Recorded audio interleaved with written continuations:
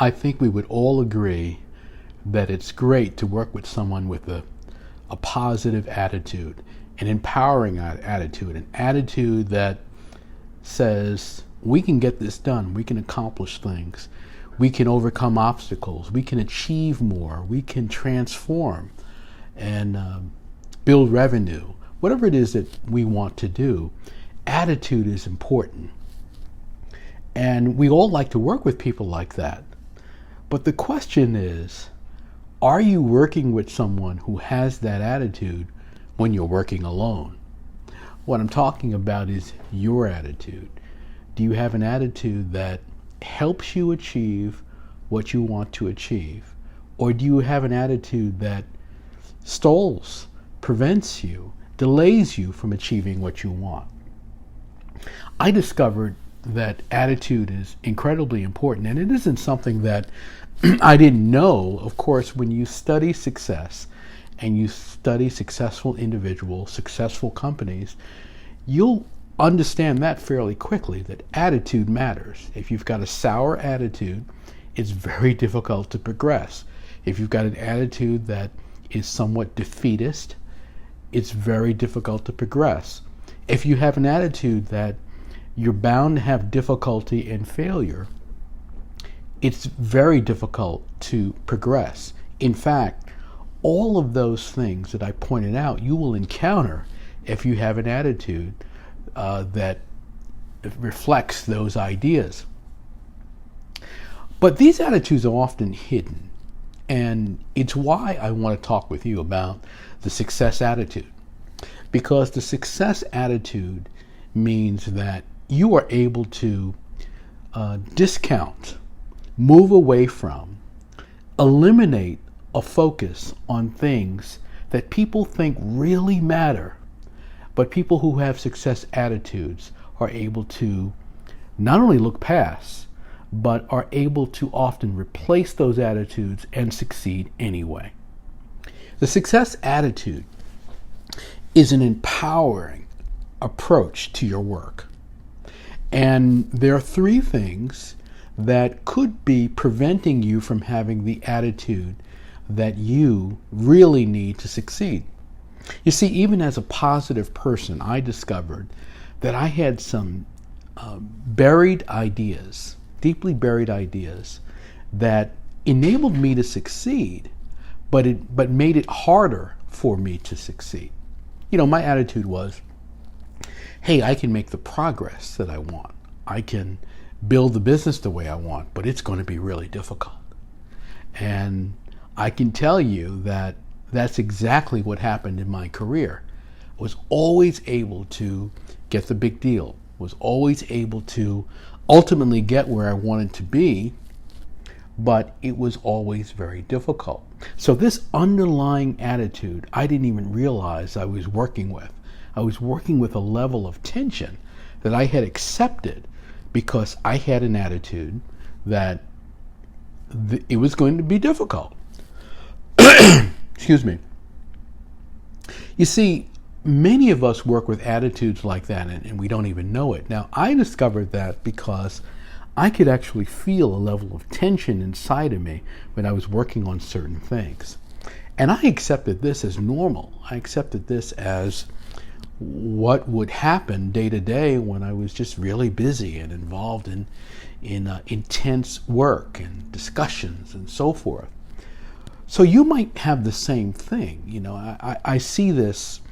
I challenge people when they use the word grind. You know, I'm on my grind. Well, why does it have to be a grind? I challenge people when they talk about being involved in a struggle. Well, why does it have to be a struggle? You see, we have these ideas about work and about business and about accomplishment that sometimes reflect a level of tension and difficulty, and we might not even realize we have that idea. So I want you to examine three things that I see that could be detrimental to cultivating the success attitude. And if you can rewire these three things, rewrite the story in these three areas, you can really accomplish great things. And every day will be a powerful day for you. Now, the first thing is your backstory. Where do you come from? What is your background? How did you grow up? What conditions did you deal with? A lot of people are carrying that all through their life. You know, I didn't have a dad growing up, they're saying. We grew up in the poorest parts of town. We never really had any money. I never saw anybody achieve certain things. I've always had obstacles against me. I've always had difficulty. This is not me talking. This is what many people are saying about their experience. They're talking about their education. They're talking about how they grew up. They're talking about their parents. They're talking about their town. They're talking about the career they went into. Any number of things, and they're carrying that with them every day as something that impacts them every day. Doesn't have to. Now, the second thing that comes up often is someone's worldview or their cultural view. So they might believe that success is possible, but maybe not for someone like them. You know, I'm a woman, so I'm going to face discrimination. I'm a person of color, so I'm going to face difficulty in the workplace. I'm going to not get this deal because of my age. I'm too young. I'm too old. I'm not from the big city. I'm not from a small town. I'm not from this industry. They have a world view and a cultural view that prevents them from succeeding. They walk into a room and they see someone of a different culture. They see someone of a different sex, a different race, and they immediately connect with that worldview that essentially says, this is a disadvantage for me, and this person is going to be an obstacle in my success. So this is something you have to examine. The third thing is politics, your politics. And I don't necessarily mean your politics in terms of what candidates you like, although that can be a factor too.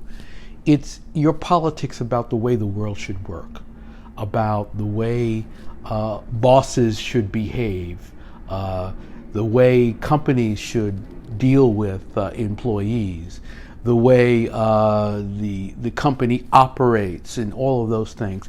All of these things can be barriers that can prevent you from making more progress.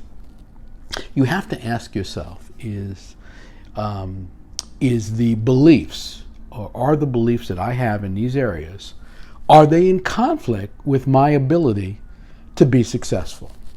Do they prevent me from being successful? Do they accelerate? Do they limit my ability? Do they delay it, or do they even stop my success? Ask yourself, what have these beliefs done for me? When you examine your backstory, and if you see things in your backstory, how has this backstory helped me? How has my world and cultural view helped me? How has my politics helped me?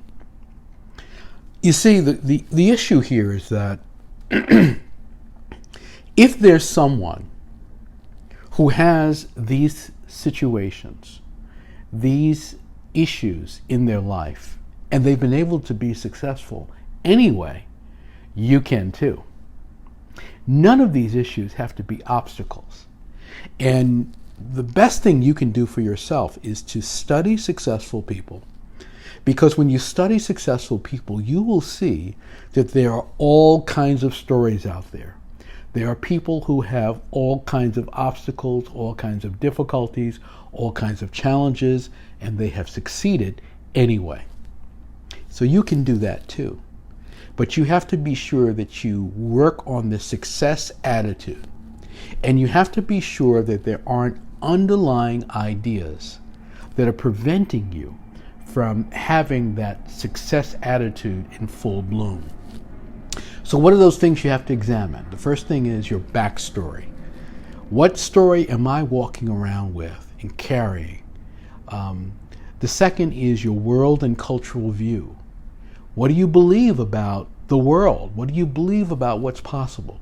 What do you believe about the way the world works.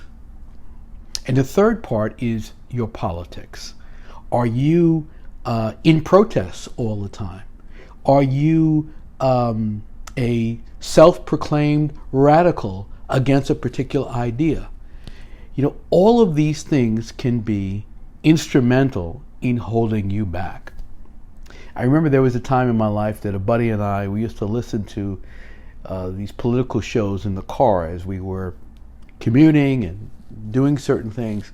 And we both looked at each other at one point and we realized that all of this news, punctuated by negative headlines about the general news, weren't helping us achieve our goal.